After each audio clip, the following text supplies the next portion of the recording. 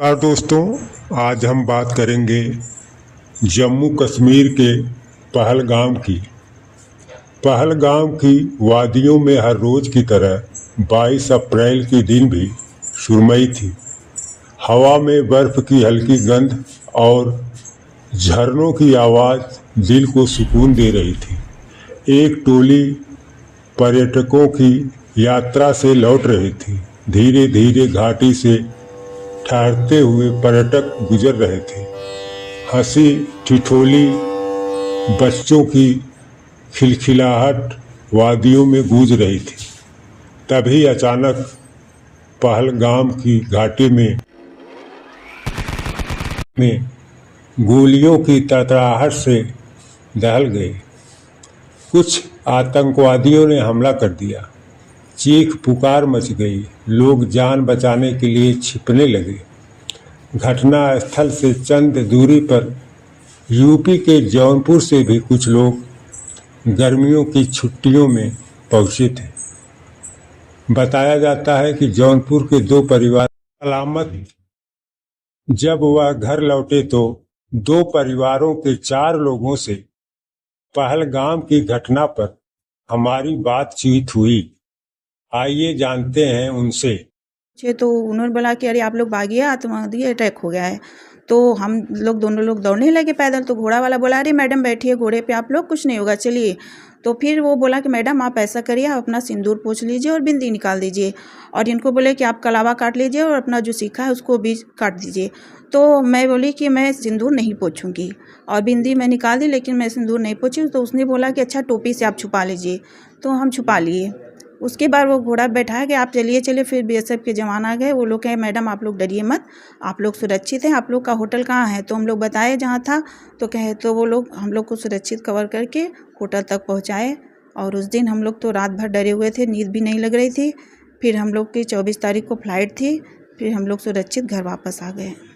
अच्छा, तो ये घोड़े वाला जो था, एक मामला ऐसा और आया था, उसका वीडियो वगैरह आप लोगों ने बनाने का प्रयास नहीं किया है? हाँ, प्रयास किए। तो वो घोड़े वाले बोले कि अरे आप लोग वीडियो मत बनाइए, पहले आप लोग अपनी जान बचाइए। तो हम इनको बोले कि आप वीडियो मत बनाइए, चलिए आप जल्दी से जल्दी पहले नीचे चलिए, हमको बहुत डर लग रहा है। तो हम लोग नीचे जल्दी से जल्दी किसी तरह जल्दी से जल्दी नीचे उतरे। तो ये सब बातें वहाँ की स्थानीय पुलिस वगैरह को किसी को आपने बताया था कि नहीं? नहीं, जब बीएसएफ वाले आए तो हम लोग से पूछने लगे। तो हम कहे हम लोग को तो भैया कुछ पता ही नहीं चला कि हो क्या रहा है। तो कहे कि मैडम आपने कुछ देखा? कहे हम बोले कि नहीं हमने कुछ देखा तो नहीं, लेकिन आवाज़ आई ऊपर से। तो हम लोग सोचे कि, तो घोड़े वाले से पूछा कि क्या हो रहा है। तो वो बोला कि अरे मैडम वो गुब्बारा फूट रहा है, कुछ नहीं हो रहा है। फिर हम बहुत डरे थे। हम किसी तरह होटल पहुँचे और भगवान की कृपा है कि हम लोग घर सुरक्षित पहुँच गए। 18 अप्रैल को हमारी फ़्लाइट थी यहाँ से बाबतपुर से दिल्ली होते हुए। शाम 4 बजे 3:30 बजे लगभग हम श्रीनगर पहुँचे थे और 4 दिन श्रीनगर में रहे। 5वें दिन 22 अप्रैल को हमें पहलगाम में होटल बुक था, होटल रिवर व्यू रिज़ॉर्ट, तो वहाँ जाना था। फिर पहलगाम जा कर के हम करीब 1-1:30 बजे वहाँ से घोड़ा लिए बैसरन घाटी जाने के लिए, क्योंकि वहाँ मिनी स्विट्ज़रलैंड है, बहुत खूबसूरत है। हम दूसरी बार गए थे। जो भी पर्यटक जाता है वहाँ ज़रूर जाता है। और मिनी स्विट्ज़रलैंड पहुँचने के 500-700 मीटर पहले कुछ खाने के लिए हम लोग उतरे थे। उसी में मिसेज को चोट लग गई, हाथ में स्वेलिंग आ गई। वो कहीं कब हम इससे आगे नहीं जाएंगे, घोड़ा बहुत बड़ा है, डिस्टर्ब कर रहा है। मिसेज को कैसे चोट लग गई थी? घोड़े पे बैठ घोड़े पे बैठ रही थी। तो घोड़े से उतरते समय उसका लगाम वगाम था, या बैठने के लिए काठी उठी क्या रखते हैं, लेदर का होता है, उसमें लोहा लगा रहता है पकड़ने के लिए, उसी में किसी चीज़ से लग गया तो स्वेलिंग आ गई। फिर उन्होंने कहा कि हम आगे नहीं जाएंगे। हमने बहुत समझाया आगे चलो, लेकिन बस प्रभु कृपा थी, शायद भगवान बचाना चाहते थे। जिद कर लें कि नहीं इससे आगे हम लोग नहीं जाएंगे, मिनी स्विट्ज़रलैंड एक बार तो गए ही हैं, अब यहाँ से वापस चलिए। अब चोट लग गई तो अब अगर कोई घटना हो जाए तो हम लोग क्या करेंगे। ये जो जिस दिन चोट लगी थी वो घटना के एक दिन 22 से पहले का मामला? नहीं, 22 तारीख की ही घटना। 22 तारीख को ये करीब 2-2 बजे के बाद, 2:30 बजे, और 2:45 के लगभग फायरिंग पहली बार हुई थी। जब फायरिंग हुई तो वहाँ फोर्स वगैरह कुछ नहीं, कोई फोर्स नहीं थी, कोई भी फोर्स नहीं थी, न पुलिस थी न सीआरपीएफ थी। कैसे पता लगा आप लोगों को कि वहाँ पे क्या हो गया? घटना जब आवाज़ सुनाई दी पहले फायरिंग की, तो घोड़े वाले ने बताया कि वहाँ बड़े बड़े गुब्बारे रखे रहते हैं, ट्रांसपेरेंट रहते हैं, उसी में आदमी घुसता है फिर रोलिंग करते हुए चलता है। हम लोगों ने भी किया था। उसने कहा गुब्बारा शायद फूटा होगा, उसी की आवाज़ हुई। तो फिर धुआं हल्का सा दिखा वहाँ, जो कि दूर था, क्लियर नहीं हो पा रहा था। फिर लोग भागते हुए चिल्लाने लगे। तब हमें लगा कि कुछ, तब दोबारा फायरिंग हुई। तब हम लोग ये कंफर्म हुए कोई घटना घटी, लेकिन आतंकवादी घटना थी हम सोच ही नहीं। हम सोचे गुंडे बदमाश होंगे, कुछ हुआ होगा आपस में। और जब भागते हुए लोग आए तो देखे कि भाग रहे हैं, तो हम लोग भी भागने का वो किए। वो एक आदमी पहले था, कर्नाटक का था, वही बताया, हिंदी नहीं बोल पा। हमने पूछा कि व्हाट हैपेंड, क्या हुआ, तो उसने बताया कि टेररिस्ट अटैक किए हैं। तो वो हालांकि उसमें था नहीं, वो भी दूर ही था, लेकिन वो देख चुका था घटना, इसलिए भाग रहा था। तो उसको देखकर फिर हम लोग भागना शुरू किए। चल नहीं पा रही थी, इनको दिक्कत थी घुटने में। धीरे धीरे फिर भी हम भागते हुए आ रहे थे। तब घोड़ा वाला पानी पिला रहा, पानी पिला करके तुरंत आया और बैठा करके कहा ले चलिए, तुरंत नीचे चलिए आप लोग, घटना हो गई है।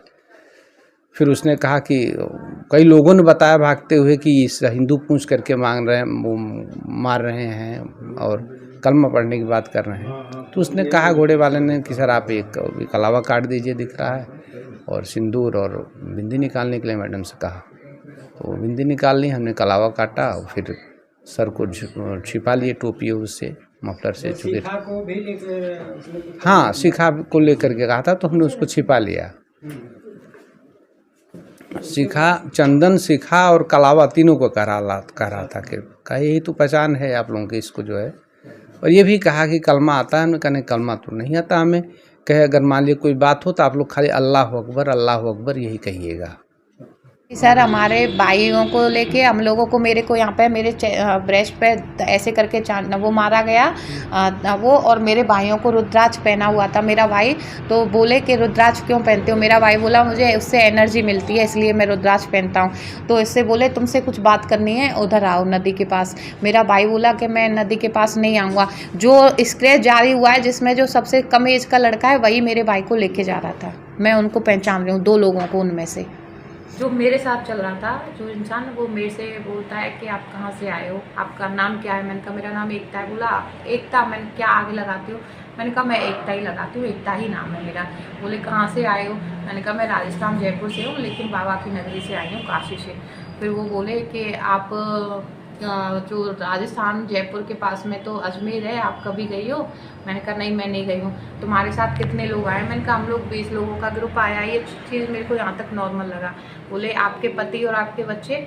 तो फिर मैंने कहा मेरे पति और बच्चे नहीं है, मेरे बच्चे नहीं है और पति भी आए नहीं है, वो फॉरेन रहते हैं, मेरी अभी शादी हुई है। तो बोले जो साथ में आए वो लोग कौन कौन से हैं? मैंने बोला पीछे चल रहे हैं, कुछ आगे चल रहे हैं। मैंने ऐसे उनको बताया नहीं कौन साथ में। फिर बोले कि अच्छा वो किस धर्म से है? मैंने बोला वो मुस्लिम धर्म से है, ज़्यादातर जो साथ आए वो मुस्लिम धर्म से साथ आए, सारे हिंदू ही थे हम लोग। मुझे सही नहीं लगा था बताना। आपको शक लग गया? मुझे शक हो गया था। मुझे शक ऐसे हो गया था कि वो बार बार है ना अपनी कुछ बड़बड़ा रहा था। फिर है ना वो न बोलता है कि आप है ना कुरान पढ़ो, कुरान पढ़ा करिए।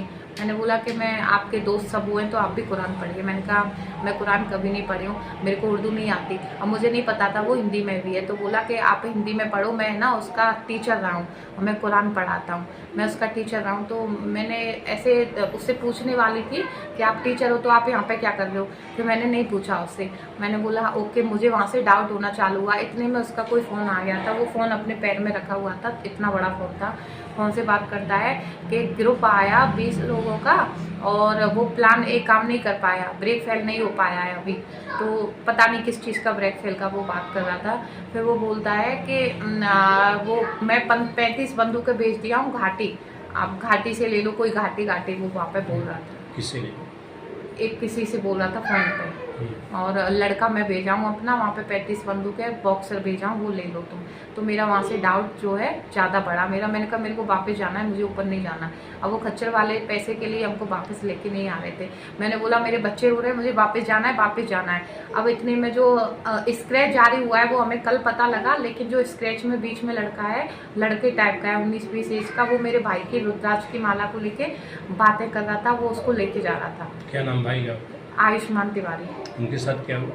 उसको बोले थे कि तुम अगर वो हो ये तुम्हें एनर्जी मिलती है तो हमें दिखाओ कैसे एनर्जी मिलती है, उधर जाके बात करते हैं तुमसे।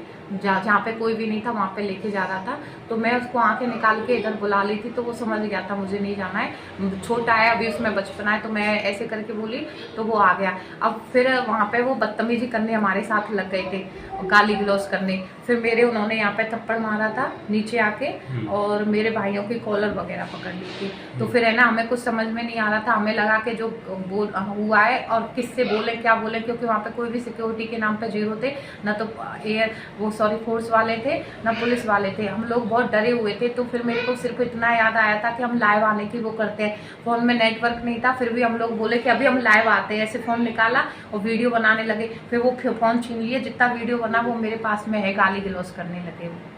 यही बात करते रह गए, कुरान के बारे में बात करते रह गए थे। कुरान क्या है, कुरान पढ़ा करो आप, कुरान में हिंदी में भी है, और आप कहाँ से हो, मस्जिद वगैरह होता है इनका, उसमें जाया करो, ये बात बोल रहा था वो। अच्छा, जी, तो वहाँ पर कोई सुरक्षा, कोई व्यवस्था? कोई भी फोर्स नहीं थी, ना पुलिस कर्मचारी थे, ना एयरफोर्स, कोई भी नहीं था वहाँ पर। सिक्योरिटी तो बिल्कुल भी नहीं थी। अच्छा, तो क्या हाँ चाकू वगैरह भी लिया था? हाँ, उनके पास चाकू थे। कैसे चाकू थे? चाकू काफ़ी लंबे थे, बिल्कुल ही थे, काफ़ी चाकू उनके। कहाँ रखे थे वो लोग? वो पैरों में रखे हुए थे और बैक पे लगे हुए थे उनके चाकू। तो आप डरे वहाँ पर? डर हाँ, गए? हम लोगों को डर लगा। फैमिली जब सब लोग ग्रुप साथ में तो डरना तो चाहिए था, और अकेला था तो नहीं होता, पर ग्रुप था तो डरना चाहिए था। वहाँ पे हम लोग काफ़ी डरे हुए थे।